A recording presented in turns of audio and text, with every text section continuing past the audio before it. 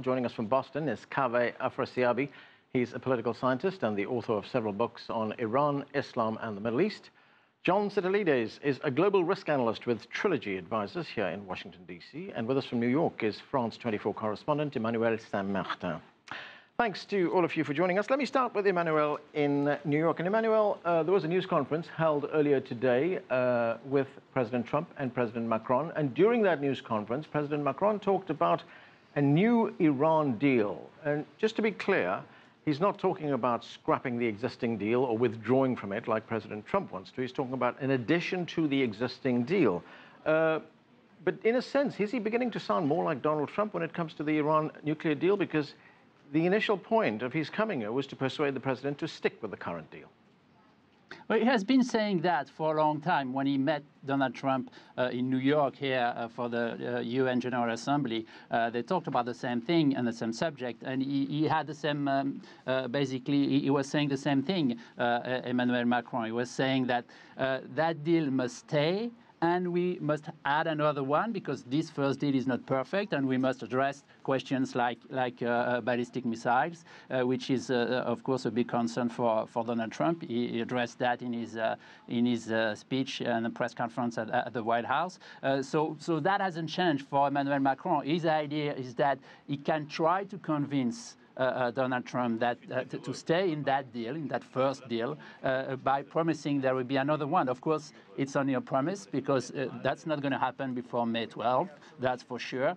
Can the Iranians agree to another deal? That's an entire different question. Can Russia, China, for example, support another deal? That's also an entirely different question. So what Macron is asking from Trump is kind of a leap of faith into him, into his leadership, into Macron's leadership, and he tells him, be with me, stuck with me, and stick with me, and then we can hope for another agreement, another accord. Of course, that's a big bet. That would be a big bet for Donald Trump, given what he said about this first treaty. Okay, let's go to Kaveh Afrasiabi. And Kaveh Afrasiabi, here we have two countries, both signatories to the Iran nuclear deal. Both countries now saying, well, we're not happy with the deal as it stands right now. Donald Trump has called it a disaster. He wants to withdraw from the deal. And Emmanuel Macron, the French president, is now saying, well, we need to add something onto it to make it better. In a sense, are these two countries actually shifting the goalposts here? Well, we knew about President Trump for quite some time, but I was terribly disappointed in Macron's very poor performance today, making a self-reversal and appeasing Trump and sounding like him on the Iran nuclear issue and invoking this no idea of a new nuclear deal, whereas just a couple of days ago he was telling the media that there's no plan B, and denying that he ever said that about the Iran deal, claiming that that was about the climate change. So I think that Mr. Macron did quite a number on his own prestige and credibility as an independent European leader, and was quite dwarfed in the course of the press conference today. I really think that the international community is by and large convinced of the goodness of this agreement. China and Russia have drafted a statement asking the other world leaders to urge President Trump to stay with the nuclear deal, that it's in the interest of the international community. So these two leaders have basically isolated themselves from the rest of the world, and it will backfire on them, certainly on Mr. Macron when he returns to Europe. Okay, well, let's talk to John right here in the studio. John, what's your reading of what you're hearing from President Emmanuel Macron and President Trump? It's very difficult today to ascertain what exactly will be taking place in about 3 weeks' time, but President Trump has made very clear there were some of the more onerous provisions of the deal. And maybe we should emphasize there really are no signatories to this. There's no agreement. There's no formal treaty. It's not even legally binding on the United States. That's what the Obama administration said at the time. So there's just a political commitment from one administration to the other to see through the terms of the deal. But the spot inspections are very critical for the United States. Right now, there are no spot inspections. So if the IAEA intends to inspect... The inspectors have said that Iran is complying with the deal. We have a hard time believing that the Iranians are ready for the kind of spot inspections that the U.S. wants for verification that they're abiding by the terms of the deal. I think also there's great concern, as the president said before, with the ballistic missile development. That's of great concern in terms of Iran's general aggressive activities in the region. And I don't know that there's, quote-unquote, unanimity in the international community besides the U.S. and France. Many of Iran's Sunni neighbors are very much concerned. Okay, that on that point, John, the Iranian foreign minister has been talking about that very issue. Let's listen to what he had to say. Yes. Everybody has advised the administration that this is not a bilateral agreement between Iran and the United States. And withdrawing from it would be seen by the international community as an indication that the United States is not a reliable partner. Iran has many options, and those options are not pleasant. Those options are ready, including options that would involve resuming at a much greater speed. Just on the point of the other signatories to this deal, does the Iranian foreign minister have a point there? I mean, it's not just the United States and France that signed the deal. There are other countries. There's Russia, there's China. I don't think there's much concern in the White House for what the Iranian government thinks about U.S. actions to either add provisions to toughen the deal or to withdraw from the deal completely. I just don't think it's a major issue here. We will be paying very close attention to the concerns of the French, as we are with Mr. Macron here, with Chancellor Merkel later this week, and with the British. And the Russians and the Chinese we're in discussions with, but they may have very different interests in the United States and the West in terms of how Iran plays out its larger hegemonic designs in the Middle East. And I think there's one more issue to keep in mind here, Anand. This is not taking place in a vacuum of how we're dealing with Iran. The president is planning on meeting with Kim Jong-un the middle of May. And I think in many ways, the way the U.S. deals with Iran is going to be signaling to North Korea what they can expect if there's some type of a deal with the North Korean regime on denuclearization or their missile development. And if one administration can sign on to a deal and the next one walks away from it 3 years later, to what extent is Kim Jong-un going to be convinced that any deal he might do with Donald Trump will survive the next administration? So it's not just happening with Iran. It's also looking at North Korea. Nathan, let me go to you on that issue. Earlier today, the Iranian Foreign Minister, Javad Zarif, whom we just heard, he also talked to the American radio network NPR and said that if Washington insists on going back on the deal, then nobody will be prepared to compromise with the United States in future. And, you know, as we understand it, the world of diplomacy and international relations works on understanding that if one administration signs a deal, then the following administration respects that deal. Is that now not the case? Well, I mean, Iranian Foreign Minister Zarif on NPR, I heard the interview this morning. He knows his talking points very well. And as our previous guest said, you know, he also knows that there's a meeting coming up in the DPRK, with the DPRK over a nuclear deal there. And, you know, the last thing, for example, the DPRK wants to do is go down the road of, say, Libya, where they agreed to give up their nuclear program, and then, you know, a few years later, Colonel Gaddafi's killed on the streets. The North Koreans are very well aware of this. The Iranians are very well aware of this. What they are saying is essentially, look, United States, this nuclear deal benefits everyone, including you, because by signing it, what you actually did was move the nuclear problem away from the greater Middle East for at least until 2025. And that doesn't just mean Iran. It means Israel. It means Saudi Arabia. And, OK, you may have criticism about Iranian foreign policy in Syria, in Yemen, in Iraq, elsewhere. But there are others who have criticism about Saudi Arabian foreign policy in these same areas as well. But what you've done is move the threat of some sort of nuclear arms race in the Middle East away.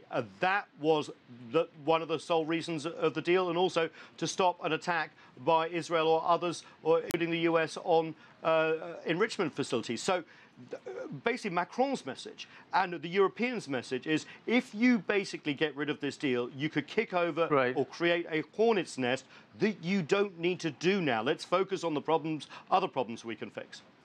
Emmanuel, are we seeing here what diplomats sometimes called linkage? Because during that news conference, President Macron said that any new deal would also involve three other elements, three new elements. Let's listen to what he had to say.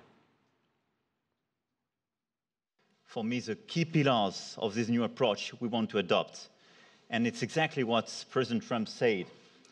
We have nuclear on the short run. We have nuclear on the long run. We have ballistic activity. We have regional presence of Iran. We want to fix the situation for these 4 pillars. Syria is part of the 4th one. Kaveh Afrasiabi, listening there to President Macron, is he saying now, essentially, that we've got to fulfill all these other things, these new elements as well, for that Iran nuclear deal to be valid? Well, it's pretty self-delusional.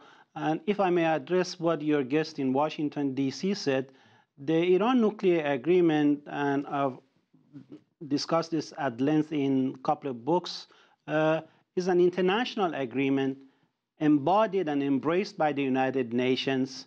And you have 500 European parliamentarians just recently signing a letter, sending it to the U.S. Congress, urging the U.S. to stick with its obligations under the nuclear agreement. And to say that it's not signed, it's just a political agreement and so forth, is just a bunch of apologetic nonsense. Let's call a spade a spade.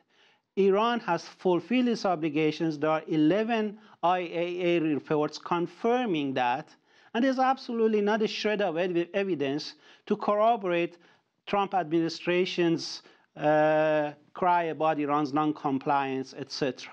So if the Trump administration exits the deal, Iran will take reciprocal action, and we've heard from the Secretary of Iran's Supreme National Security Council that even exiting the NPT is now an option that they are seriously considering. What's your response to that, John? And aren't there legal obligations on either side? For instance, if the inspectors report that Iran is not in compliance with this agreement, then the deal doesn't exist anymore. The Obama administration wrote a letter to the U.S. Senate stating that there's no legally binding force to the deal. It is a deal. It is not an agreement. It is not a treaty. And it's unfortunate that our colleague here doesn't appreciate those facts, but those are the facts, and they're quite stubborn. This is an administration decision. It's not going to be the U.S. Congress. And maybe in hindsight, that was President Obama's error. He never submitted this for Senate ratification. And so it has no binding authority, at least under U.S. law. It was endorsed by the United Nations Security Council. There's no doubt about that. But in terms of U.S. law, it has the force that the president decides to put behind it. Nathan, President Macron came here with the intention of persuading Donald Trump to stay with this agreement. That's what we were told before he came here, because he was, that was the intention. But when you look at what happened now, when you look at the news conference that we heard, when you look at the kind of modifications that President Macron's talking about, was he effectively played by Donald Trump here? Well, I mean, there's this Icarus problem with the US president, isn't there? If you fly too close to the sun, your wings melt and you drop to the ground. I mean, we've seen that today with Emmanuel Macron. We saw it last week at Mar-a-Lago with Shinzo Abe at the press conference, where basically the president turned around and said, I'm not giving you immunity from the steel and aluminum tariffs. Our trade deficit's too big. And then he spent the rest of the press conference praising Xi Jinping, of course, who's a regional rival of Shinzo Abe. So, this was not good for allies. This is not good when allies try and get very close to the president. He can turn around and burn them. Having said that, Emmanuel Macron has known for months at what US President Donald Trump has been saying about the Iran deal. The problem is that there have been behind-the-scenes negotiations on what could save it, and the Europeans will not move to where Donald Trump wants them to go. And so Macron is trying to do this sort of dance where he's talking about these 4 pillars, the JCPOA being one of them, but the 4th pillar on Syria, for example, saying, look, we need a Syrian peace deal, we need the American troops to stay, that will curtail Iranian behavior, stop it accessing the Mediterranean. Right. Mr. President, think of it in long-term ways to try and stop that decision being made on May 12th. And given the rhetoric here that we've seen over the last 12 to 24 hours, that doesn't seem to have set in yet. Now, it's Donald Trump, remember. He could change his mind in 5 minutes. Right. He gave an indication at the end of the press conference that he would consider it. But he also kind of winked at everyone and said, you kind of know what I'm going to do. John? Well, I think Mr. Macron can claim a partial victory on the Syria discussions. The president has been stating repeatedly recently that he wants to completely disengage, remove all troops from Syria, and have them return back home. And President Macron was able to, it seems, persuade the president to seriously consider the quote-unquote third way. Don't disengage completely. Make sure that we don't have a humanitarian catastrophe in Syria, that Iran does not become the hegemon inside of Syria, and that you leave a space in the eastern part of the country for radical Sunni Islamists to come back, as they did with the Islamic State several years ago. So it seems the president is not going to maintain any type of a heavy presence in the eastern part of the country. He won't fully disengage, and I think Macron can at least take a feather in his cap on that one. Okay. Emmanuel, looking at these other three conditions that President Macron came up with, I mean, one of those conditions is the fact that attempts be made to limit Iran's influence in the Middle East. And I'm wondering how one goes about that. And when you hear something like that, isn't this in effect being set up for failure? You know, how do you fulfill something like limit your influence in a particular region of the planet? Yeah, that's obviously one of the difficulties with what Macron is trying to do, because it's a much more complicated issues, I would say, than even the nuclear issue in itself, because it's much larger problems with the region and several countries in the region being involved. So it's more of a long-term discussion that he's trying to have, even if he's talking about another agreement, a second agreement, but he's trying to also reassure maybe Trump by trying to take those issues head on, but that's for sure that there is no short-term solution there. That's the problem that have been that the region has known for decades. So he knows that. But what I think he's trying to do is not saying we're going to have another agreement in 2 weeks, in a month. Right. He's trying to pull together and keep together the coalition that was put together for this agreement, right. For the first one against the Iranian nuclear armament. Okay. And he's saying by trying to do that, he wants to put together, to keep together Chinese, Russians, the Europeans, the Americans, and that's what his long-term view is. At least that's what his advisors are saying right now. Okay. Trying to take the long view here on these issues. Emmanuel, let me ask you this very quickly, if you could, please. How big a political issue is this for President Macron back in France? I mean, when he gets back to France, he's going to be criticized because he did not get a firm assurance from President Trump that the United States is going to stay with this deal, or he didn't get any kind of assurance that this deal could be in any kind of jeopardy. I doubt it. I'm not sure it's going to be such big an issue. You know, there is a lot of things going on the economic front with strikes in France and a lot of things going on. So I think French people are more focused on that. And what they're going to look at is they're going to look at the international stature of Macron. Mm-hmm. And even if he doesn't win this particular bet on Trump changing his mind, I don't think a lot of people are going to be telling him that it's his fault. You know, who is in Donald Trump's head and who can really know right. what he's going to say. So that's more, you know, more a question of stature, international stature, trying to lead Europe. Is going to come, and after him, Merkel is going to be here, trying the same thing, repeating basically the same thing. So it's more about him showing that he leads Europe than really winning these short-term bets on Trump changing his mind, I think. Okay, Kaveh Afrasiabi, one of the complaints from the Iranians is that they're keeping to their side of the deal. They're complying with the agreement, but they say the United States is not complying with the agreement because it's been dissuading European companies and European corporations from doing business with Iran by threatening them with consequences for that. It might not be the letter of the deal, but it's the spirit of the deal. Do the Iranians have a point there when they say, look, you know, part of this deal was that business comes back to us, that these sanctions be lifted? It's actually a violation of the letter of the deal itself, because it clearly states that the parties should do whatever to enhance Iran's trade after the implementation phase of the agreement begins. And President Trump, as we know, has been trying very hard, lobbying the European and other leaders to dissuade them from engaging in trade and commercial relations with Iran. And Iran has raised that complaint in the internal dispute resolution mechanism of the JCPOA, the Joint Commission, to no avail, and has sent letters of complaint to the United Nations.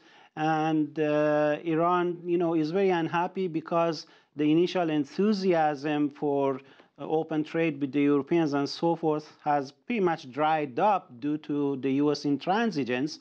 And if this continues, there is no benefit, economic benefit from the JCPOA. Iran will exit from the deal regardless of the U.S.'s bullying. And we have seen that in the past, and it's going to invite disaster in the region. It's not going to bring any benefit to the United States and to President Trump's presidency. And it's a very wrong road to take. And I'm very sad to hear Mr. Macron acting as Trump whisperer. Okay.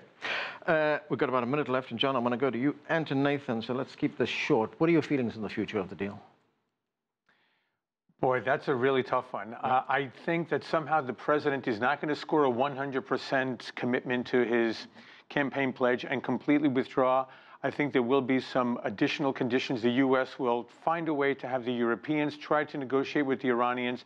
And he's also going to be able to point to the Congress. Many Republicans in the Senate and in the House are against this deal, and many Americans are against the deal. This is not simply about President Trump. He's also reflecting the will of many, many Americans. Right. Nathan, next month, an important time for this agreement. Next month, that's when the U.S. president has to certify that Iran is in compliance with the deal. Of course, this is not part of the international deal. This is purely a domestic requirement. What do you see happening? I'm not so confident as our last guest. I think he's going to pull out. He kicked it to Congress last time. They didn't do anything. He's been telling everyone in more and more aggressive language that he's probably going to pull out. Remember, he also wants to take a slightly more aggressive, and I don't necessarily mean military stand, but I mean aggressive foreign policy against Iran in the region. You wouldn't have John Bolton as the new National Security Advisor or Mike Pompeo coming in if that wasn't the case. And I think pulling out of that deal will be able to make them reframe U.S. foreign policy to Iran. All right, that's where we have to leave it. That's it for this edition of The Heat. I'm Anand Naidu in Washington, D.C. Thanks for being with us.